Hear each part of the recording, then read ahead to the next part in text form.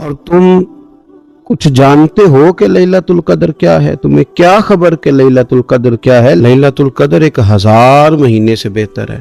ان آیات کو دیکھیں اور ساتھ نبی پاک صلی اللہ علیہ وسلم کا وہ فرمان دیکھیں جس میں حضور علیہ الصلوۃ والسلام نے فرمایا تمہارے پاس ایک مہینہ آ رہا ہے رمضان کا، اس میں ایک رات ہے جو 1000 مہینے سے بہتر ہے۔ اور یہ لفظ کتنے جھنجھوڑنے والے ہیں۔ حضور علیہ السلام نے فرمایا جو اس رات محروم رہ گیا وہ ہر نیکی سے محروم رہ گیا، جو اس رات محروم رہا محروم ہی رہ گیا۔ اتنی بڑی بات۔ فرمایا تنزل الملائکۃ والروح، اس دن فرشتے اور روح القدس یعنی جبریل امین اترتے ہیں، فیہا اس رات میں، بِإِذْنِ رَبِّهِمْ مِنْ كُلِّ امر، اپنے رب کے حکم سے ہر خیر کے کام کے لیے۔ سلام، یہ رات سلامتی والی ہے، ہی حتی مطلع الفجر، یہاں تک کہ فجر طلوع ہو جائے۔ سرے شام سے لے کر مغرب سے لے کر فجر تک یہ رات سلامتی والی۔ اس کو لیلۃ القدر اس لیے کہا جاتا ہے، ہمارے مفسرین فرماتے ہیں کہ اس دن قدر والی کتاب قرآن پاک قدر والے محبوب پہ نازل ہوئی اور قدر والی امت کی طرف بھیجی گئی۔ نبی پاک صلی اللہ تعالی علیہ وسلم نے جب پرانی امتوں کی عمریں دیکھی، نہ کسی کی 1000 سال ہوئی، کسی کی اس سے زیادہ ہوئی، تو اللہ کے محبوب علیہ السلام کے دل مبارک میں یہ خیال آیا کہ میری امت کی عمریں تو بڑی تھوڑی ہوں گی، تو کیسے اتنی لمبی نیکیاں کر سکیں گے؟ تو اللہ تعالیٰ نے پھر لیلۃ القدر عطا فرمائی۔ گویا اس ایک رات میں جو آدمی نیکی کرے، 1000 دن نہیں۔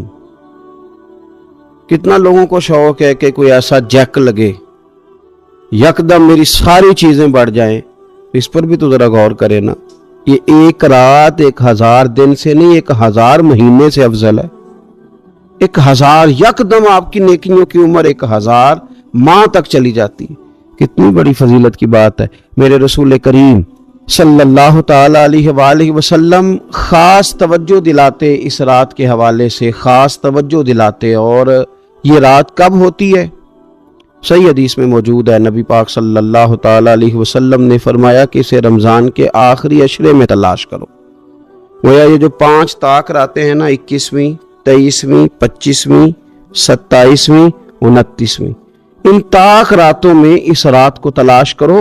اس رات اللہ کے فرشتے نازل ہوتے ہیں، آسمان دنیا پر، زمین پر فرشتے اترتے، حضرت جبریل امین علیہ الصلوۃ والسلام انہیں لے کر کے آتے ہیں۔ اور فرشتے کیا کرتے ہیں کہ جو بندہ اس رات اللہ کی یاد میں موجود ہو، جو بندہ اللہ تبارک و تعالیٰ کے ذکر میں موجود ہو، جو بندہ اس دن اللہ تبارک و تعالیٰ کی بارگاہ میں کسی بھی طور پر حاضر ہو، فرشتے اس کے لیے دعائے مغفرت بھی کرتے ہیں اور رب کی بارگاہ میں التجائے رحمت بھی کرتے ہیں۔ اور ایک روایت میں ہمیں یوں بھی ملتا ہے کہ فرشتے اسے مصافحہ بھی کرتے ہیں، ہاتھ بھی ملاتے ہیں۔ دیکھیے نا کتنی سعادت مندی ہے کہ انسان عبادت کر رہا ہو اور فرشتے اس کی زیارت کو آئیں۔ ہمارے صوفیاء فرماتے ہیں تو پکا پروگرام بنا لے عبادت کا، فرشتے کئی بار تیری زیارت کو آیا کریں گے۔ اور پھر ایک اور بات یہاں بڑی قابل توجہ ہے کہ انسان جب محسوس کرتا ہے نا مجھے کوئی دیکھ رہا ہے، تو ذرا اس کی عبادت کا انداز بھی تھوڑا تبدیل ہو جاتا ہے۔ تو اگر یہ ذہن ہو ہمارا کہ ہمیں فرشتے دیکھ رہے ہیں اور وہ والی مخلوق دیکھ رہی ہے جو ہماری ڈائری ڈائریکٹ لے جا کے ہمارے رب کی بارگاہ میں پیش کرے، تو پھر کچھ زیادہ ہی توجہ مسلمان کی ہونی چاہیے، زیادہ ہی انہماک ہونا چاہیے، وہ کھو جائے۔ ٹھیک ہے ہم کمزور بھی ہیں، ہمارے اندر کچھ پریشانیاں بھی ہیں، ہماری بیماریاں بھی ہیں، ہم لاغر بھی ہیں، ضعف بھی آ جاتا ہے، تھکاوٹ بھی ہمیں آ لیتی ہے، لیکن لمبی تو بات ہی کوئی نہیں، 5 تو طاق راتیں۔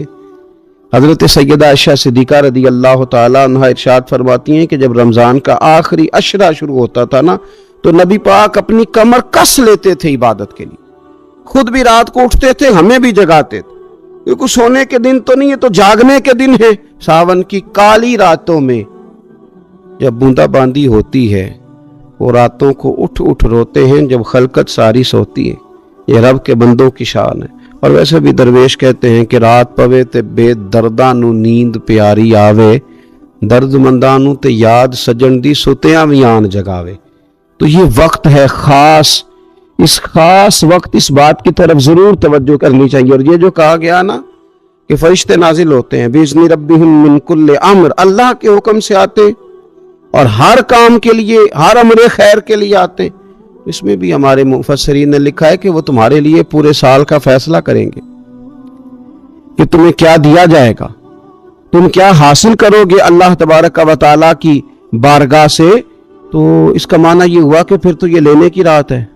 ایسا نہ ہو کہ فرشتے آئے ہوں رب کی بارگاہ سے یہ پیغام کرم ہو کہ دینا ہے اور لینے والے سو رہے ہوں، وہ آرام میں ہوں. تو یاد رکھے خیرات اسی کے پیالے میں آتی ہے جس کا پیالہ سیدھا ہوتا ہے، اور اگر پیالہ ہی سیدھا نہ ہو تو خیرات پھر پیالے میں نہیں آیا کرتی.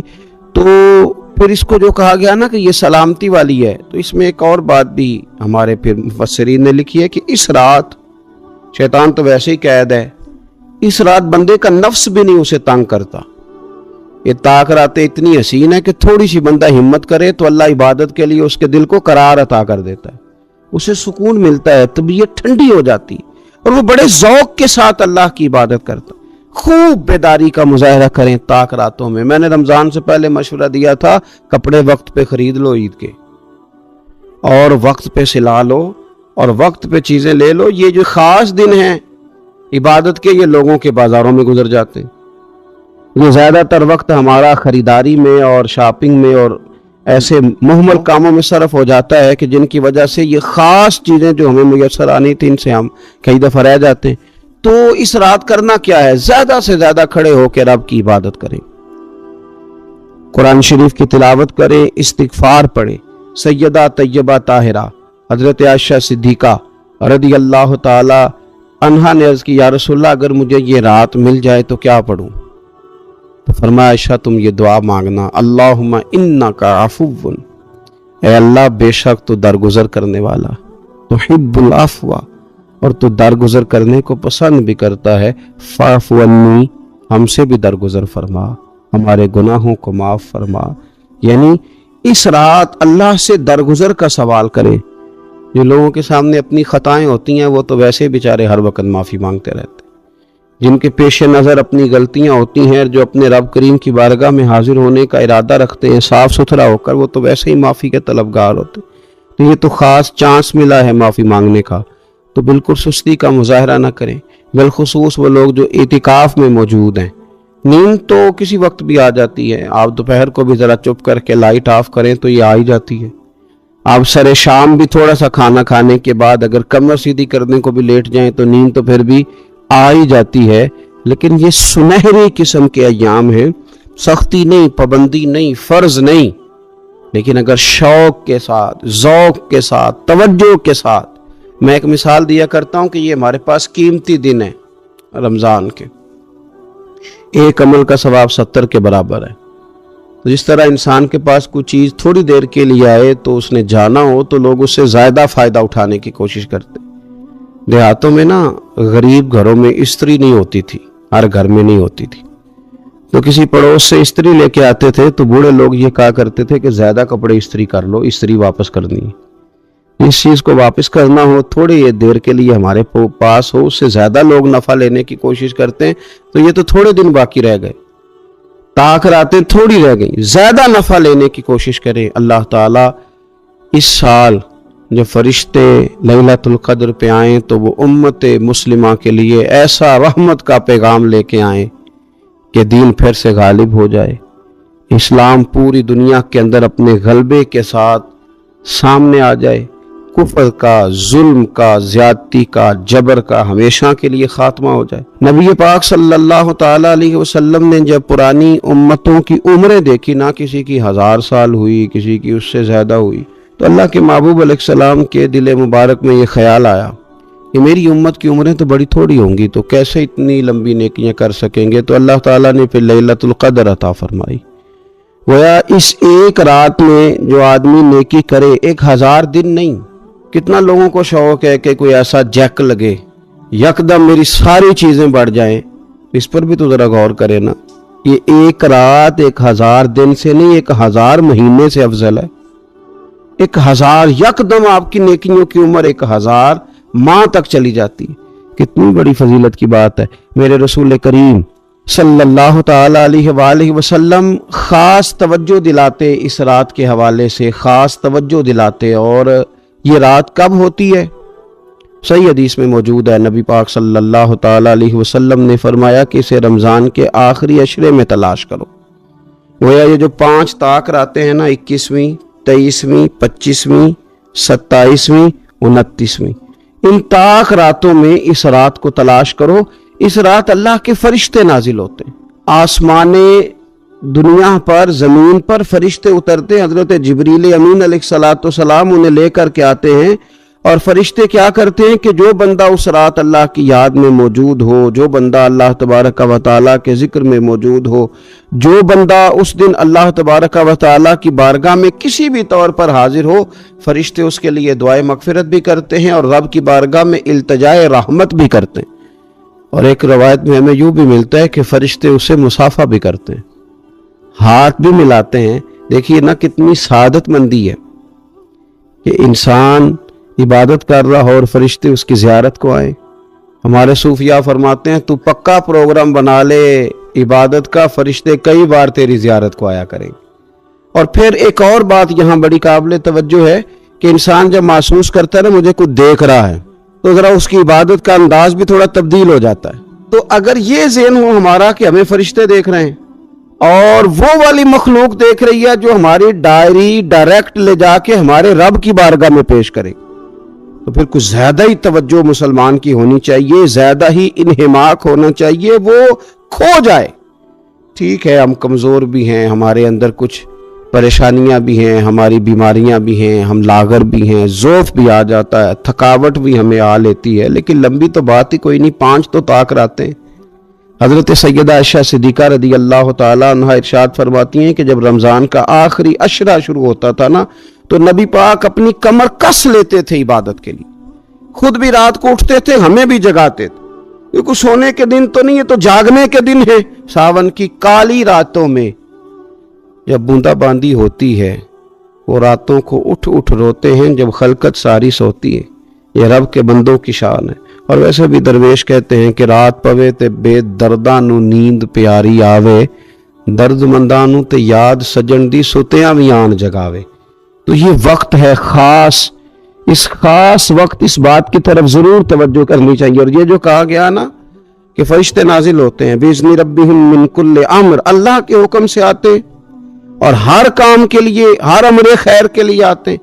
اس میں بھی ہمارے مفسرین نے لکھا ہے کہ وہ تمہارے لیے پورے سال کا فیصلہ کریں گے کہ تمہیں کیا دیا جائے گا، تم کیا حاصل کرو گے اللہ تبارک و تعالیٰ کی بارگاہ سے. تو اس کا معنی یہ ہوا کہ پھر تو یہ لینے کی رات ہے. ایسا نہ ہو کہ فرشتے آئے ہوں رب کی بارگاہ سے یہ پیغام کرم ہو کہ دینا ہے اور لینے والے سو رہے ہوں، وہ آرام میں ہوں. تو یاد رکھیں خیرات اسی کے پیالے میں آتی ہے جس کا پیالہ سیدھا ہوتا ہے، اور اگر پیالہ ہی سیدھا نہ ہو تو خیرات پھر پیالے میں نہیں آیا کرتی. تو پھر اس کو جو کہا گیا نا کہ یہ سلامتی والی ہے، تو اس میں ایک اور بات بھی ہمارے پھر مفسرین نے لکھی ہے کہ اس رات شیطان تو ویسے ہی قید ہے، اس رات بندے کا نفس بھی نہیں اسے تنگ کرتا. یہ طاق راتیں اتنی حسین ہے کہ تھوڑی سی بندہ ہمت کرے تو اللہ عبادت کے لیے اس کے دل کو قرار عطا کر دیتا ہے، اسے سکون ملتا ہے، طبیعت ٹھنڈی ہو جاتی ہے اور وہ بڑے ذوق کے ساتھ اللہ کی عبادت کرتا ہے. خوب بیداری کا مظاہرہ کریں طاق راتوں. اگر آپ محسوس کریں نا کہ یار یہ نا میں نے بال نہیں صحیح، میرے بکھرے ہوئے ہیں، ٹوٹے ہوئے ہیں، تو محسوس کرتے ہیں یار کوئی دیکھے گا تو کیا کہے گا. 2 جوڑے بھی بعض لوگوں کو دن میں تبدیل کرنے پڑتے ہیں، وہ آسودگی حاصل ہوتی ہے، اس سے تسلی محسوس کرتا ہے آدمی.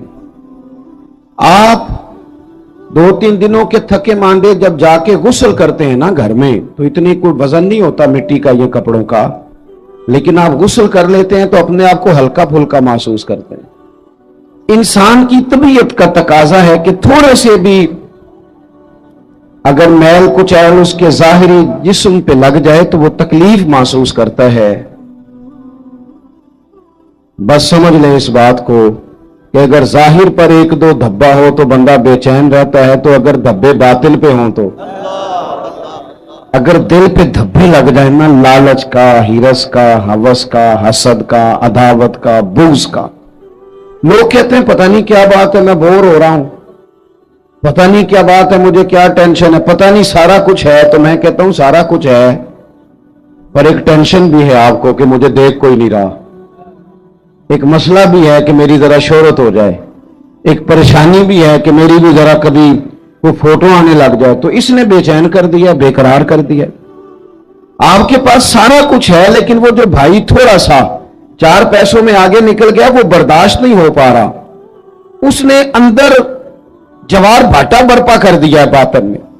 یہ جو اندر کے دھبے ہوتے ہیں یہ انسان کو بے چین کر دیتے ہیں، بے قرار کر دیتے ہیں. ویسے وہ دوائیاں کھاتا پھرتا ہے، دم کراتا پھرتا ہے، علاج کراتا پھرتا ہے، لیکن رب فرماتا ہے میں نے تمہارا علاج کر دیا ہے. مالک کس طرح؟ فرمایا میں نے تمہیں اپنا محبوب جو عطا فرمایا ہے. کما ارسلنا فیکم رسولا منکم یتلو علیکم آیاتنا ویزکیکم. فرمایا میں نے تمہیں میں سے تمہیں رسول دیے ہیں، وہ تم پر میری آیتیں پڑھیں گے اور تمہیں پاک فرما دیں گے. جب تزکیہ ہو جائے گا نا، اندر کی صفائی ہو جائے گی، پاکیزگی ہو جائے گی، تو پھر کوئی مکان نہیں حضرت بلال حبشی کے لیے رہنے کے لیے، کوئی مکان نہیں. مسجد میں سوتے ہیں. پھر کوئی مکان نہیں ان کے پاس، کوئی ان کے پاس جائیداد نہیں، کوئی مال نہیں، سادہ کپڑے پہنتے ہیں، کوئی ظاہری عہدہ نہیں. لیکن حال یہ ہے کہ محبوب فرماتے ہیں معراج سے واپس آ کر بلال کیا عمل کرتے ہو؟ یا رسول اللہ کیا ہوا؟ فرمایا میں معراج پہ گیا تھا، میں نے تو تمہارے چلنے کی آواز جنت میں بھی سنی ہے. جب آپ اندر سے مطمئن ہو جاتے ہیں. 2-3 باتیں آپ کی خدمت میں عرض کرنی ہے. طبیعت جب تک بے لوث نہیں نہ ہوتی، جب تک اخلاص نہیں آتا، تب تک اطمینان نہیں ہوتا. یہ جو لالچ ہوتا ہے نا، ہرس ہوس طمع، یہ اتنی بڑی گھٹن ہے کہ آپ، اور یہ اتنا بڑا لالچ کا، ہرس اور ہوس کا پیٹ اتنا بڑا ہوتا ہے کہ اس میں سارے خزانے بھی ڈال دیے جائیں تو یہ پیٹ بھرتا نہیں. جب آپ لالچ کے رشتے دنیا میں قائم کر لیتے ہیں، جب آپ کچھ لوگ کچھ دو کی پالیسی کی بنیاد پر جینا چاہتے ہیں، تو پھر زندگی ایک مشین کی طرح گزرتی ہے. پھر انسان انسانوں سے نہیں ملتے، جیبوں سے ملتے ہیں. پھر آج جو حال ہم ارد گرد دیکھ رہے ہیں کہ ایوان اقتدار سے لے کر بچی اور بچے کا رشتہ طے کرنے تک ہر چیز سے پہلے دولت دیکھی جاتی ہے، ہر چیز سے پہلے سرمایہ دیکھا جاتا ہے.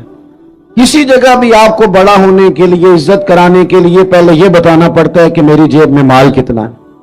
نبی پاک صلی اللہ تعالی علیہ وسلم نے ہمارا تزکیہ یہ کیا ہے کہ حضور نے ہمیں بے لوث، اخلاص والی، درد والی اور مروت والی زندگی گزارنے کا کہا. حضور علیہ السلام کی مکمل سیرت کو آپ پڑھیں گے نا میرے عزیزوں، تو یک طرفہ نیکی کا کہا حضور نے. یک طرفہ نیکیاں تجارت نہیں ہوتی کہ سامنے والا بھی کرے گا تو میں بھی کروں گا. حضور نے فرمایا نیکی یک طرفہ کرنی ہے. اپنی سیرت میں فرمایا، اپنے عمل سے فرمایا. نیکی یک طرفہ کیا معنی ہے؟ کوئی کرے نہ کرے، ہم مدینے والے کے ماننے والے ہیں، ہم نے نیکی کر کے چھوڑنی ہے. اخلاص جب آ جاتا ہے نا، للہیت جب آ جاتی، کوئی 24 گھنٹوں میں 2 کام تو بندہ صرف اللہ کی رضا کے لیے کرے. 2 کام تو اللہ کی رضا کے لیے کرے. ایک تو اللہ کی ہر کام میں دکھاوا ہے، ہر کام میں بڑا بڑا مذہبی، یہ مذہبی سٹیج ہوتا ہے نا ہمارا، یہ مذہبی سٹیج ہے. یہ ہونا چاہیے نا بڑا اخلاص والا، بڑا درد والا. لیکن اگر کوئی سماجی آدمی، سیاسی آدمی رہ جائے اسٹیج پہ بیٹھنے سے، تو ہو سکتا ہے سویرے لڑائی شروع ہو جائے. فلانی آیا، کوئی پیر صاحب اگر رہ جائیں، پیچھے رہ جائیں، تو اگلے دن ہو سکتا ہے وہ کہے کہ آئندہ آپ کی محفل کا بائیکاٹ کرنا ہے. آپ نے تو، میں تو صدارت کے قابل تھا اور مجھے نیچے بٹھا دیا. بھائی کوئی تو ایسی جگہ ہو نا، کوئی تو ایسا مقام ہو جہاں یہ ساری چیزیں نکل جائیں. خالص اللہ کی رضا کے لیے انسان کام کرے، خالص. میرے رسول پاک صلی اللہ تعالی علیہ وسلم نے سامنے والے کا انداز دیکھ کر اس کے ساتھ نیکی نہیں فرمائی، بلکہ کریم کا تو ایک منفرد طریقہ ہے پیار کرنے کا. ارسلت الی الخلق، فرمایا میں مخلوق کا رسول ہوں، مخلوق کا. حضور کا تو دل غیروں کے لیے بھی بڑا دھڑکتا تھا. ना मानने वालों के लिए भी बड़ा धड़कता था। बदर में जो लोग आए थे वो कोई फूल की पत्तियां लेके तो नहीं ना आए थे। बदर में जो लोग आए थे वो घी शक्कर लेके तो नहीं ना आए थे, वो तो तलवारें लेके बाकायदा लड़ने को आए थे। वो सारा कुछ करना चाहते थे जो अरब के लोग अपने दुश्मन से किया करते थे माअज़ल्लाह। वो पहले कत्ल कर देते, फिर नाक काट डालते, फिर कान काट डालते, फिर वो टुकड़े कर देते। वो सारा कुछ करने आए थे। अल्लाह ने मुसलमानों की मदद की। 313 1000 के मुकाबले में लड़े, पर जब रब मदद करे तो फिर कामयाबियां आया करती हैं। नतीजा क्या निकला? सिर्फ 14 मुसलमान शहीद हुए, 70 कुफार को कैदी बना के लाया गया। मैंने कहा ये फूल पत्तियों वाले लोग नहीं थे, घी शक्कर वाले नहीं थे, तोहफों के तबादले वाले नहीं थे। ये पत्थर मारने वाले थे, कांटे बिछाने वाले थे, तकलीफ देने वाले थे। चौकों में, चौराहों में, गलियों में, कमरों में बैठकर इस्लाम के खिलाफ मंसूबाबंदी करने वाले थे। नबी पाक अलैहिस्सलाम को कैसे माअज़ल्लाह तकलीफ पहुंचाई जाए उसके लिए ये प्लान करने वाले थे। लेकिन हजरत अनस बिन मालिक फरमाते हैं, मैं जब बदर के वो कैदी आए तो जाहिर है हमें गुस्सा था, उन्होंने बड़ा सताया था, हमने जरा रस्सियां जोर से बांधी उनकी। मैं आपसे अर्ज करूं, नहीं दर्द रहा हमारे दिल में। ज्यादा से ज्यादा अपने बच्चों के लिए दिल धड़कता है। थोड़ा सा और कभी दूसरा नंबर आए तो बहन भाइयों का, वरना वो रेडी वाला मेरा क्या लगता है। वरना ये तो इस तरह लगता है कि जैसे ये इंसानों के जत्थों को हमने जानवरों का जत्था समझना शुरू कर दिया। जब लीडरों की गाड़ियों के पीछे लोगों के बच्चे धूप में भागते हैं तो वो अंदर होकर खुश होते हैं, वो हाथ हिलाते हैं। आप क्या देख रहे हैं? यहां कुछ तमाशे लगे हुए हैं। ये बेहंगम अंदाज आपका। वो जिस आदमी को बड़ा राजी होना चाहिए था कि मैं लाइन में लगा हूं, जिस तरह मेरी कौम तकलीफ में है मैं भी उसी तरह हूं, लेकिन वो कौम जो है बेचारी वो कह रही है कि सिर्फ डॉक्टर चेक कर ले, सिर्फ बता दे मरीज को क्या है, अगर कहीं और शिफ्ट करना है तो इसके लिए भी वो सिफारिश लेती है। लेकिन ये साहब क्या कहते हैं? कहते हैं मुझे अल्लाह ने बड़ी इज्जत दी है, मैं गया तो डॉक्टर उठ के खड़ा हो गया। तो भाई कौम को इसका क्या फायदा? डॉक्टर को भी आपसे कोई काम होगा। वो मैं जुमे में दोस्तों से कह रहा था कि हमारे हुक्मरान कहते हैं मैं बड़ा खुश नसीब हूं, जो भी जाता है वो कहता है मैं बड़ा खुशबख्त हूं, मेरे लिए काबे का दरवाजा खुला है। तो मैं कहता हूं काबे का दरवाजा खुलना कमाल नहीं, काबे वाले की बात मानना कमाल है। अगर काबे के अंदर जाना तुमने कमाल समझा है, वहां तो 360 बुत भी बड़ी देर रहे हैं, वहां जाना तुमने कमाल समझ लिया। ये देखो काबे वाले की बात मानी है। और जो तुम्हें काबे का दरवाजा खोल के देते हैं उनसे कहो चलो हमारे बेगुनाह कैदियों के लिए जेल के दरवाजे ही खोल दो, जो बेगुनाह है उनको ही छोड़ दो। लेकिन हमने बात ठीक है। और पीर साहब भी कहते हैं मैं जनाब गया तो बैंक वाला उठ के खड़ा हो गया। भाई ये क्या बात हुई? आप भी नहीं लाइन में लगना पसंद करते? आपको भी नहीं इस बात का ख्याल आया कि कितने लोग धूप में जल रहे हैं और मैं आया हूं और मैं निकल गया हूं? खुदा के बंदो, जब तक बेलौस दर्द नहीं होता तब तक समझ लो सीनों में दिल नहीं है, पत्थर है। फकत अपने लिए धड़कते हैं, फकत अपने बच्चों के लिए। खुदा मुझे ऐसी खुदाई ना दे कि अपने सिवा कुछ दिखाई ना दे। ये क्या बात हुई? हजरत अनस बिन मालिक कहते हैं हमें गुस्सा था कुफार पर, हमने रस्सियां जोर से बांध दी। और अपना गुस्सा नहीं था, गुस्सा यह था हमारे नबी को तकलीफ दी, मक्का छोड़ना पड़ा, अजियत दी, हमने जोर जोर से रस्सियां बांधी। लेकिन फरमाते हैं मैं रात को मस्जिद नबवी में आया तो हुजूर को देखा, कभी बेचैनी से उधर टहलते हैं, कभी इधर टहलते हैं। मैं दर्द से आगे बढ़ा, मेरे माँ बाप आपके कदमों पे कुर्बान, मेरी औलाद आपके अबरू के इशारे पे कुर्बान। महबूब क्या बात हुई, क्यों इस तरह टहल रहे हैं? हुजूर फरमाने लगे अंस, तुमने इनकी रस्सियां जोर से बांध दी हैं, ये हाय हाय करते हैं मुझे नींद नहीं आती, ये हाय हाय करते हैं मुझे नींद, इनकी रस्सियां जरा ढीली कर दो ताकि मैं सो जाऊं। किसी से तो प्यार करना यार, किसी का तो दर्द पैदा करना। ये नहीं हो सकता कि तू नाजायज कमाई कमा के लाए, तू किसी के बच्चों का निवाला छीन के लाए और फिर तेरा बच्चा डॉक्टर बन जाए। ये कैसे हो सकता है? तू नाजायज पैसे इकट्ठे करके लाए और तेरा बच्चा इंजीनियर बन जाए। ये कैसे हो सकता है? ये कैसे हो सकता है कि तू किसी का घर उजाड़ के अपना गुलशन आबाद करना चाहिए, कैसे होगा? आप अगर चाहते हैं कि हमारे घरों में रोशनी आए तो फिर किसी और के आंगन में दिया जलाना शुरू करें। कोई तो काम ऐसा हो, कुरान तालीम देता है, कुल इन्ना सलाती व नुसुकी व महयाया व ममाती लिल्लाहि रब्बिल आलमीन। कहो मेरी नमाज, मेरी कुर्बानी, मेरा दुनिया में आना, मेरा यहां से जाना सब उस रब के लिए है जो तमाम जहानों का पालने वाला है। जनाबे उमर का नाम सिर्फ काम नहीं, हजरत उमर का नाम इनकलाब बर्पा कर देता है। हजरत उमर का नाम कुफर के ऐवानों में जबर, जुल्म, शिर्क की वादियों में जब हजरत उमर का नाम भी लिया जाए तो बेईमान कांपना शुरू हो जाते। हजरत उमर फारूक रदी अल्लाह ताला अन्हु। हजरत उमर मामूली शख्स नहीं, मामूली आदमी नहीं। कुछ लोग सदियों के बाद पैदा होते हैं और कुछ लोग ऐसे होते हैं जो एक ही बार पैदा होते हैं, उन जैसा दूसरा पैदा होता ही नहीं, दूसरा उन तरह का पैदा होता ही। हजरत उमर रदी अल्लाह ताला अन्हु जैसी शख्सियत पैदा ही नहीं होती दोबारा। सारे सहाबा दर रिसालत माप पे खुद आए। ये वो अजीम शख्स है जिसे अल्लाह के महबूब ने अल्लाह से मांग के लिया, कहा अल्लाह ये मुझे दे दे, अल्लाह से मांग के लिया है। इसलिए सूफिया कहते हैं कुछ मुरीद होते हैं, कुछ मुराद होते हैं, कुछ मुरीद होते हैं, कुछ मुराद होते हैं। मुरीद वो होता है जो चल के आता है, आके मुरीद होता है। मुराद वो होता है जिसे कहा जाता है कि ये कभी मेरा बन जाए ना, ये कभी आ जाए ना, मेरा बन जाए, उसको मुराद कहते हैं। हजरत उमर मुस्तफ़ा करीम की मुराद है, हुजूर की मुराद है। अल्लाहुम्मा आइज़्ज़िल इस्लामा बे इस्लाम उमर इब्न खत्ताब। ऐ अल्लाह इस्लाम को इज्जत दे दे, मेरे उमर को कलमा पढ़ने की तौफीक अता फरमा दे। और कैसे दुआ मांगी? ओ यार, हजरत उमर की तो इस फजीलत का कोई जवाब नहीं दे सकता।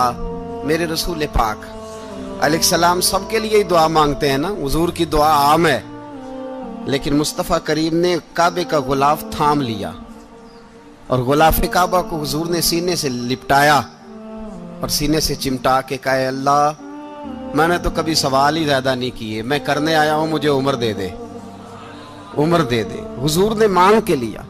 और फिर जब जिसको हुजूर मांगे अल्लाह से कि हजरत उमर रदी अल्लाह ताला अन्हु का आज यौम शहादत है, मेरा तो दिल करता था कि फजर से बातें शुरू हों और सारा दिन ही उमर की बातें होती रहे, सारा दिन जनाबे उमर की बातें, सारा दिन। इसलिए कि जिक्र जनाबे उमर का होगा पर राजी अल्लाह के रसूल होंगे सल्लल्लाहु, तो जाग के बैठे, खुश हो के बैठे। हमारे यहाँ मनाया ही नहीं जाता। बाबे अल्लाह की ता साउन भादरों असू कता ते मुंडे जनवरी फरवरी, तो इस्लामी साल भी गया और वो तारीखें भी सारी गईं। यकम मुहर्रम उम्मत मुस्लिमा के लिए बहुत बड़ा दिन है, बहुत बड़ा दिन। ये शहादत है हजरत उमर फारूक की रदी अल्लाह ताला। यहाँ छोटी छोटी बातों पे गवर्नमेंट छुट्टी करती फिरती है, छोटी छोटी बातों। इलेक्शन हो गया तो छुट्टी, फलां जगह पे थोड़ा सा किसी ने खबर दे दी कि कोई परेशानी है तो छुट्टी, फलां जगह ये हो गया तो छुट्टी। यहां तक के फलां वजीर साहब फलां इलाके में आएंगे तो सारे इलाके को छुट्टी। और अब तो इससे बड़ा हाल होने लगा है, अगर जिन लोगों की सिंध में हुकूमत है उनके लीडर का दिन आया तो उस दिन छुट्टी, और जिनकी पंजाब में हुकूमत है उनका दिन आया तो छुट्टी। हमारा मुतालबा है हुकूमत पाकिस्तान से, अगर सर उठा के जीना चाहते हो तो यकम मुहर्रम को छुट्टी किया करो। अगर सर उठा के जीना चाहते हो तो यकम मुहर्रम को छुट्टी करो जनाबे उमर के दिन। और मिल्लत के जवानों को बताओ कि अगर इज्जत की जिंदगी जीना चाहते हो तो उस तरह जियो जिस तरह फारूक आजम जी के गए हैं। इज्जत और वकार की जिंदगी, जमहूरियत हजरत उमर से सीखनी पड़ेगी। हुकूमत करने के तरीके हजरत उमर से, रियाया को सीखना पड़ेगा कि अमीर किस तरह बनाया जाता है और अमीर किस तरह के होते हैं। यहाँ लोग हमें यूरोप की मिसालें देते हैं, لوگ یہاں ہمیں آ کر کے امریکہ کی مثال، انہیں کیا پتا حکومت کیا ہوتی ہے، وہ کہتے ہیں جی وہ سائیکل پہ جاتا ہے ان کا حکمران. میں نے کہا وہ سائیکل پہ جاتا ہے؟ میرے عمر فاروق مدینے سے مکے گئے تھے تو پیدل ہی حج کرنے چلے گئے، پیدل ہی. اور جناب عمر فاروق رضی اللہ تعالیٰ عنہ عید کی نماز پڑھانے گئے، عید کی نماز عمر خطبہ عید دینے گئے. اور اس زمانے میں کون سا غریب ہے جو ننگے پاؤں جاتا ہو؟ کون سا غریب ہے جو مسجد ننگے پاؤں جاتا ہو؟ لوگوں نے تو 3 قسم کی چپلیں رکھی ہوئی ہیں. ایک مسجد جانے کی علیحدہ ہے، گھر پہننے کی علیحدہ ہے، شادی بیاہ پہ جانے کی چپل علیحدہ ہے. حضرت عمر فاروق رضی اللہ تعالیٰ عنہ نکلے عید کا خطبہ دینے کے لیے تو بیوی سے کہنے لگے جوتا. اس نے کہا صاحب اتنی دفعہ ٹوٹا ہے اب گانٹھا نہیں جا سکتا، اتنی دفعہ ٹوٹا ہے کہ اب دوبارہ پیمند نہیں لگ سکتے. تو حضرت عمر کہنے لگے چل کوئی حرج نہیں ہے، بغیر جوتے کے ننگے پیر ہی چلتے ہیں، کوئی حرج نہیں. تو کہنے لگے لوگ کیا کہیں گے؟ فرمایا چپ کر. لوگ جس دن عمر نے یہ دیکھ لیا نا لوگ اس کے بارے میں کیا کہتے ہیں، اس دن عمر نہیں رہے گا. تو کہا پھر آپ کا نظریہ کیا ہے؟ فرمایا میرا نظریہ یہ ہے کہ رب رسول میرے بارے میں کیا کہتے ہیں. لوگوں کا کیا ہے؟ لوگ کل کسی کے بارے میں کچھ کہتے ہیں اور پرسوں کچھ کہتے ہیں. میرا نظریہ یہ ہے کہ رب رسول میرے بارے میں ننگے پیر عمر جا رہے ہیں. کون جی؟ میں بڑا ماڑا. اچھا جناب کیا غربت ہے؟ 10 قسم کے جوڑے لٹکے ہوئے ہیں کمرے میں اور پہننے کی فرصت نہیں. سویرے کیا پہننا ہے، شام کیا پہننا ہے، 15 سوٹ کٹھے استری ہو کے لانڈری والا بھیج رہا ہے. اور تو غریب ہے، تو بہت بڑا غریب ہے. اس لیے کہ غربت پیسوں کی وجہ سے نہیں ہوتی، غربت تو دل کی ہوتی ہے. تو واقعی بڑا غریب ہے اور تو غریب ہی رہے گا. امیر تو عمر فاروق تھے جو ننگے پاؤں چلے گئے عید کی نماز پڑھانے. تو رستے میں جو ملا کہنے لگا عمر جوتا تو پہن لو. فرمایا تمہیں عمر کا جوتا نہ پہننے کا نقص تو نظر آیا ہے، کوئی حرج نہیں. اگر عمر کو کبھی بتانا ہوا تو وہ والا نقص بتانا جو عمر کی سیرت میں پیدا ہو، کردار میں پیدا ہو، وہ والا نقص بتانا. یہ چھوڑو جوتے آتے جاتے رہتے. ننگے پاؤں گئے، پاؤں دھوئے، نماز پڑھائی، لوٹ آئے. او بھائی یہاں تو ہمارا بناؤ سنگار اترنا، جتنی توجہ کپڑوں کی طرف ہے اتنی توجہ کبھی ہماری علم کی طرف ہوتی نا، جتنا ذوق شوق ہمارا بناؤ سنگار کی جانب ہے، اتنا بناؤ سنگار کبھی ہمارا اخلاقیات کی جانب ہوتا تو معاملات بڑی حد تک سنورے ہوئے ہوتے. حضرت سیدنا فاروق اعظم رضی اللہ تعالی اپنی زندگی کو ترتیب دیا. ایک دن بھی خلافت نہیں مانگی اللہ سے. حضرت عوف بن مالک اشجعی ایک صحابی ہیں. حضرت عوف بن مالک رضی اللہ تعالیٰ عنہ فرماتے ہیں کہ جناب ابو بکر صدیق کا زمانہ تھا تو میں نے خواب دیکھا. میں نے خواب میں جناب عمر کو دیکھا اور میں نے دیکھا کہ کوئی کہنے والا کہہ رہا ہے کہ عمر وہ ہے کہ اللہ کے رستے میں کوئی اسے جتنا مرضی برا بھلا کہے یہ پرواہ نہیں کرتا. کس کے رستے میں؟ بولے سارے. اس کا مطلب ہے اللہ کے رستے میں لوگ برا بھلا بھی. قرآن مجید نے کہا وَلَا يَخَافُونَ لَوْمَةَ لَائِمٍ. کچھ لوگ ایسے ہیں جو برا بھلا کہنے والوں کی پرواہ نہیں کرتے. آپ یقین کریں اگر پرواہ شروع ہو جائے نا تو دین کا کام ختم ہو جائے. نہ کوئی تقریر کرے، نہ کوئی تدریس کرے، نہ کوئی پیری مریدی کرے، ختم ہو جائے اگر باتوں کی پرواہ ہو. لیکن وہ پرواہ. حضرت عوف بن مالک اشجعی کہتے ہیں میں نے خواب میں دیکھا کہ عمر وہ ہے جو کسی کی پرواہ. اور دوسری بات میں نے یہ دیکھی کہ عمر خلیفہ بنے گا. اور تیسری بات میں نے خواب میں یہ دیکھی کہ عمر شہید بھی کیا جائے گا، عمر شہید بھی ہوگا. یہ میں نے 3 باتیں خواب میں دیکھی. فرماتے ہیں میں نے آ کے خواب حضرت ابو بکر صدیق کو سنائی. وہ خلیفہ تھے. وہ کہنے لگے ٹھہر جا، میں عمر کو بلاتا ہوں، اس کے سامنے دوبارہ سنانا. اس کے سامنے. فرماتے ہیں میں نے بلایا حضرت عمر فاروق کو، آ کے بیٹھے. خواب شروع ہوا. کا ایک بات تو میں نے یہ دیکھی کہ آپ ملامت کرنے والے کی پرواہ نہیں کرتے. دوسرا آپ خلیفہ بنے گے. جناب عمر کہنے لگے چپ کر، ابو بکر کے سامنے ہی کہہ رہا ہے، چپ کر، خلیفہ کے سامنے ہی کہہ رہا ہے. تو حضرت ابو بکر صدیق کہنے لگے عمر اسے کہنے دو، مجھے لگتا ہے رب کی رضا یہی ہے کہ میرے بعد اگر مصطفیٰ کا منبر ملے تو عمر کو ملے. اسے کہنے دو. یار یہاں تو لوگ ڈینگے مارتے ہیں، یہاں تو لوگ دعوے کرتے ہیں میرے سامنے فلانے کو بھی بٹھاؤ فلانے کو بھی بٹھاؤ، اس کو کیا پتا اس کو کیا پتا، یہ تو بڑکے مارنے کا دور ہے۔ حضرت عمر رضی اللہ تعالیٰ عنہ کو تیسری بات کہی، حضرت عوف بن مالک نے کہا آپ شہید کیے جائیں گے، میں نے خواب دیکھی ہے۔ نیک لوگوں کے خواب بڑی حد تک سچے ہوتے ہیں، کہا میں نے خواب دیکھی ہے۔ تو حضرت عمر کہنے لگے شہید تو دلیر لوگ ہوتے ہیں، شہید تو دلیر، جسے سارا زمانہ دلیر کہہ رہا ہے وہ اپنے بارے میں کیا کہہ رہے ہیں؟ کہتے ہیں شہید تو دلیر، میں تو کاہل سا آدمی ہوں، سست آدمی ہوں، میں تو اتنا کام ہی نہیں کرتا، تو یہ خواب تو نے جو دیکھا ہے نا پھر سے دیکھنا۔ تو ابو بکر صدیق فرمانے لگے عاجزی نہ کر، انکساری نہ کر، تو جو کہہ رہا ہے ٹھیک کہہ رہا ہے، لیکن مجھے سن کے شکر بھی ہوا ہے اور افسوس بھی ہوا ہے۔ افسوس اس بات کا کہ تیرے جیسا بطل عظیم چلا جائے گا، اور شکر اس بات کا کہ رب تجھے زندگی بھی اعزاز والی دے گا، اور شہادت کی موت دے کے اللہ تجھے موت بھی عزت والی عطا فرمائے گا۔ اللہ موت بھی تجھے عزت والی دے گا، تجھے کاہلوں جیسی موت اللہ۔ حضرت فاروق اعظم رضی اللہ، او بھائی یہاں تو اس زمانے کا سب سے بڑا مسئلہ پروٹوکول ہے۔ لوگوں پتہ ہوتا ہے کامل پیر ہے، کامل مرشد ہے، لوگ نہیں جاتے۔ میں کسی کا مرید ہو جاؤں، میرا پروٹوکول کدھر گیا؟ پتہ ہوتا ہے یہ کامل استاد ہے، میں اس کے پاس بیٹھوں گا تو میری تربیت کرے گا، لیکن لوگ شاگرد نہیں بنتے، میں کدھر گئی؟ یہ